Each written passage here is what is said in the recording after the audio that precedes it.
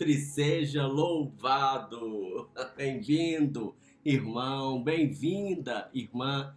Alexio Divina, a leitura orante da Palavra de Deus, os minutos que nós tiramos do nosso dia para estarmos a sós com a Palavra de Deus, porque a Palavra de Deus é Jesus que nos alimenta, que sacia a nossa alma, que sacia o nosso coração. Obrigado pela sua presença aqui no canal da RCC BH, pela graça de fazermos esse momento juntos com essa multidão de irmãos, de irmãs que se reúnem, que se unem a nós aqui no canal da RCC BH para que possamos mergulhar e experimentar a força e o poder da Palavra de Deus na nossa vida, que sempre tem algo novo, sempre tem algo bom pra gente, pra cada um de nós. Hoje é dia 15 de fevereiro, estamos na segunda-feira da sexta semana do tempo comum. E o texto de hoje, Jesus, é curto e grosso, vocês vão ver, 3 versículos só. Vamos estar no Evangelho segundo São Marcos, capítulo 8, versículos de 11 a 13. Marcos 8, de 11 a 13. Jesus quer hoje nos ensinar concretamente a rezar. Como que a gente deve rezar. E principalmente quer nos dar hoje a conversão da oração, para que a gente possa rezar da maneira com que ele nos ensinou. E a gente já vai pensando aí, como é que tá minha oração, como é que tá minha vida de oração.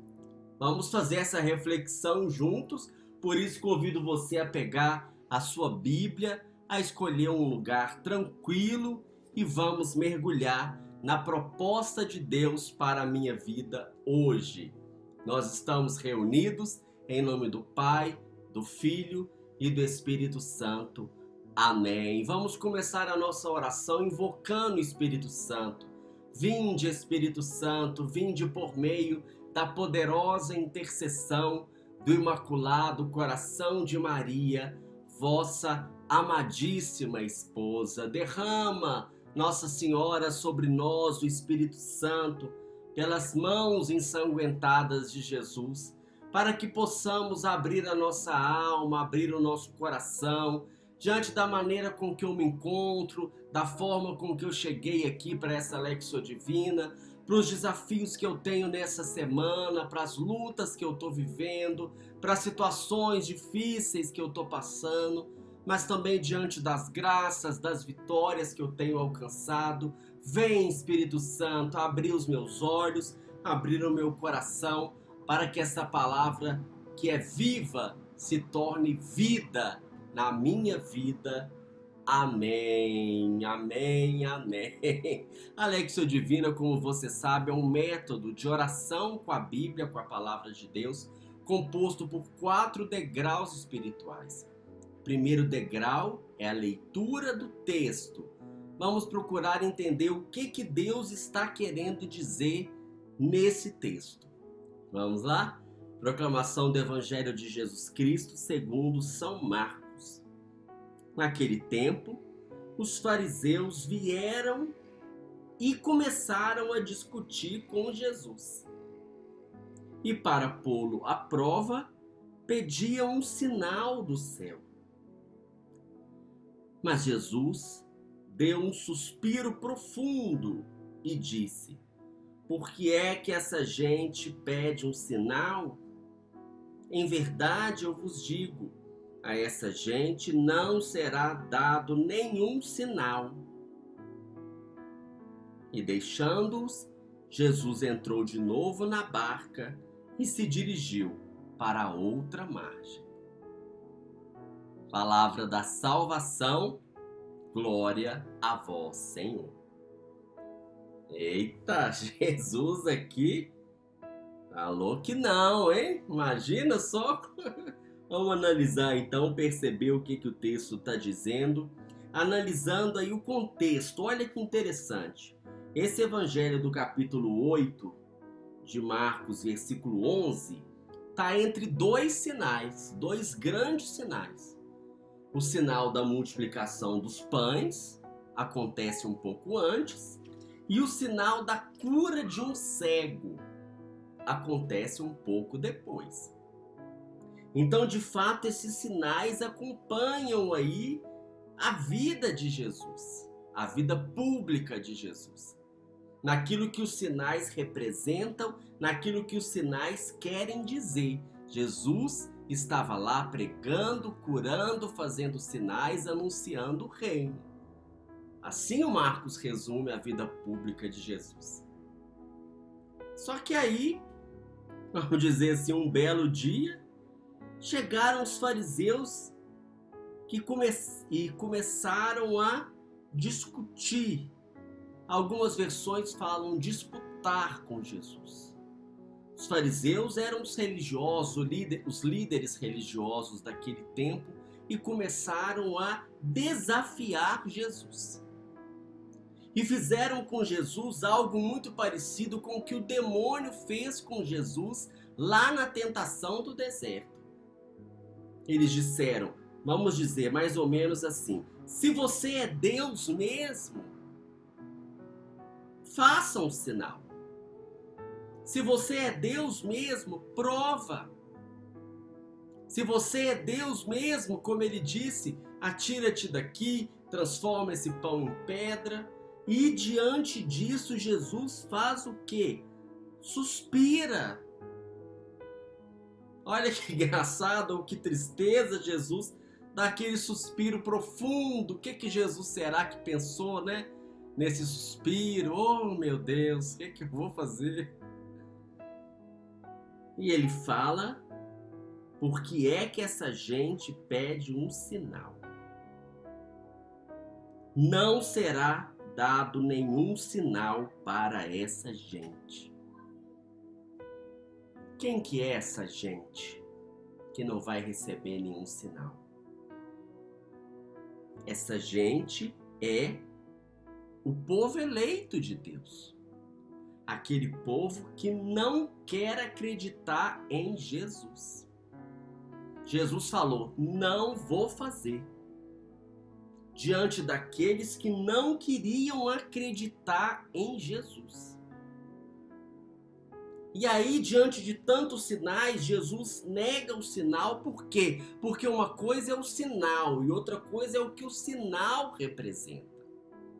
E o que o sinal representa? O sinal representa a realidade de Jesus como Filho de Deus que veio inaugurar, implantar o reino de Deus sobre a terra. Nesse sentido, os sinais são um alimento para a nossa fé. São um alimento para a fé, mas também são um fruto da fé.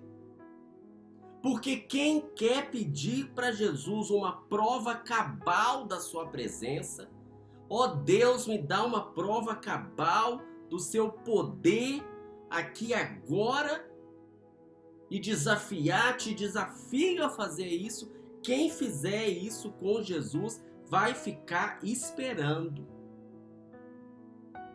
Porque essa conversa de pedir um sinal, uma prova de amor, uma prova de fé é uma chantagem. É uma chantagem que afasta do propósito verdadeiro, que é o amor, diante de alguém que não acredita e que não ama, e nenhuma prova vai ser suficiente para essa pessoa crer e se entregar.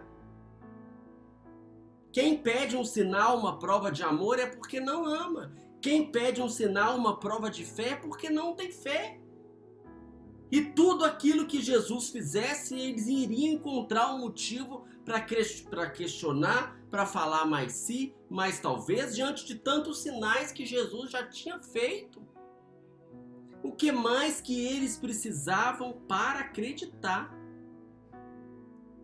Porque na verdade, o que acontece? Na verdade, é a realidade de tantas vezes em que quer usar de Jesus como uma superstição, como alguém que é um bruxo, que é um mago, que é um feiticeiro, Enquanto Jesus está apontando um outro caminho. Está apontando o caminho da fé para experimentar. O caminho da oração enquanto busca da vontade de Deus. Porque Deus é Deus. Deus é o Senhor. E quando a gente troca e fala, me dá esse sinal, me dá essa prova, a gente está se colocando no lugar de Deus. E está permitindo que as coisas mudem a ordem. E assim, o que acontece? O mistério do Deus que se esconde. Como é que termina o texto? Deixando, foi embora, dirigiu para outra margem.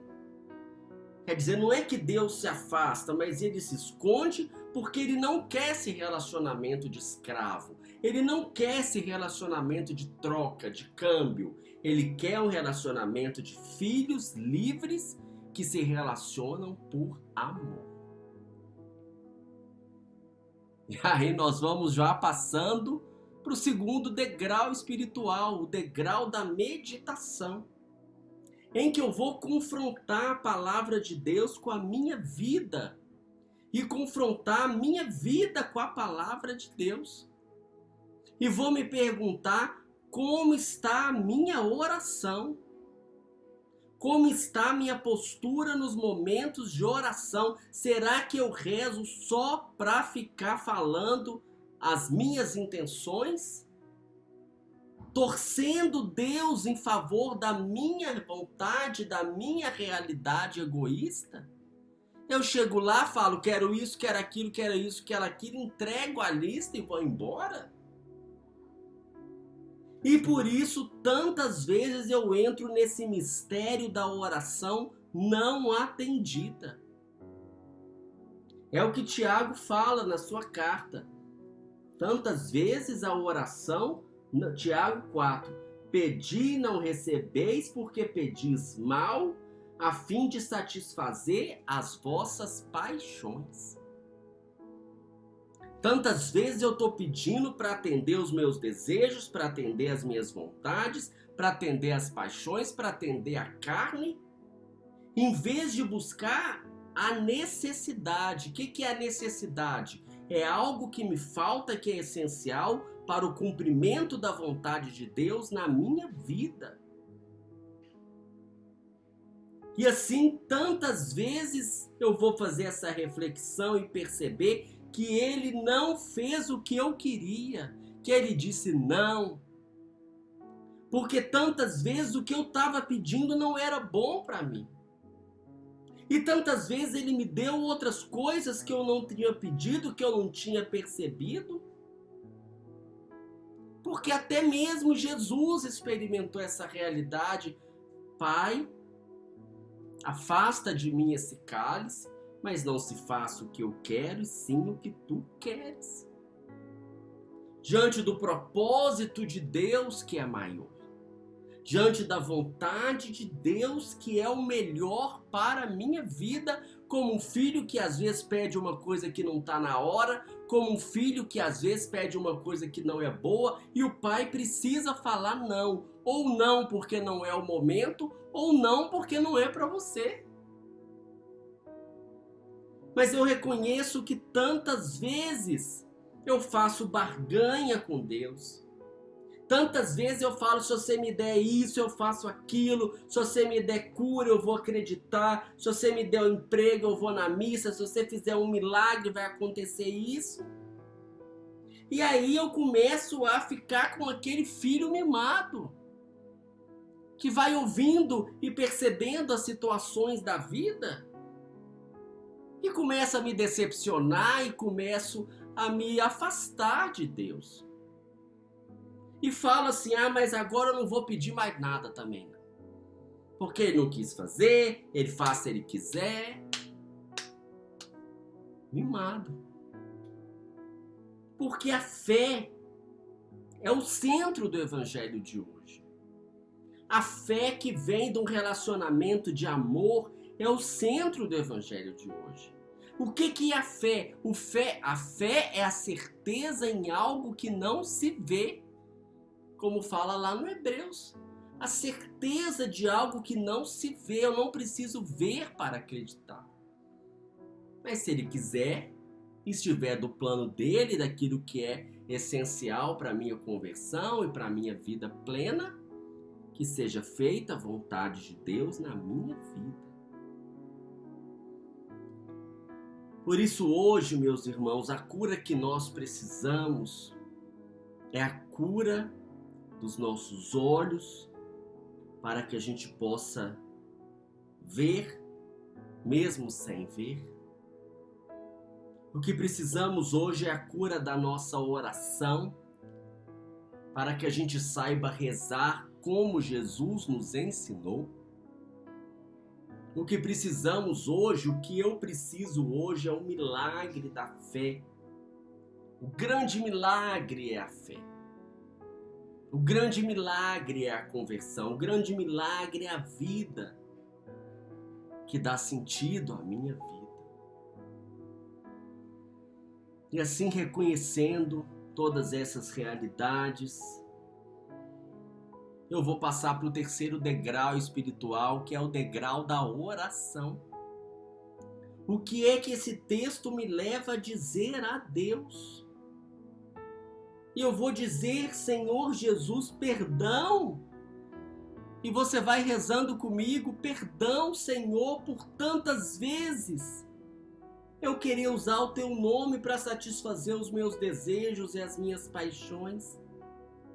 Perdão, Senhor, por tantas vezes eu querer me transformar no Senhor e querer que o Senhor faça a sua vontade na minha vida.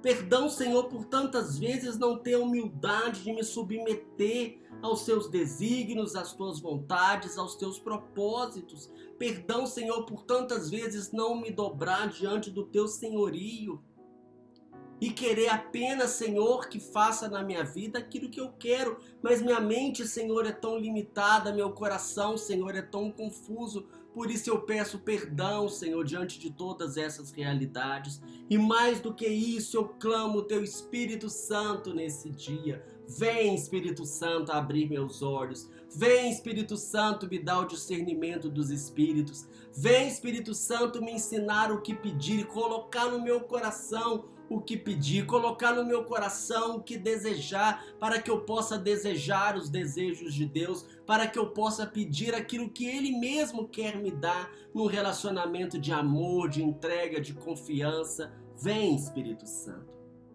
Dá-me essa humildade para me render, para que eu possa me entregar a minha vida completa nas mãos do Senhor. Vem, Espírito Santo, e me ensina a rezar como Jesus rezou. Seja feita a tua vontade, ó Pai, assim na terra como no céu. Seja feita a tua vontade, ó Pai, na minha vida, assim como na terra, assim como no céu. Mas eu quero também apresentar as minhas necessidades, apresentar as minhas intenções, não como um filho birrento, Senhor, mas com um filho que confia no Pai. Então eu peço, Senhor, cura, Senhor, faz esse milagre na minha vida.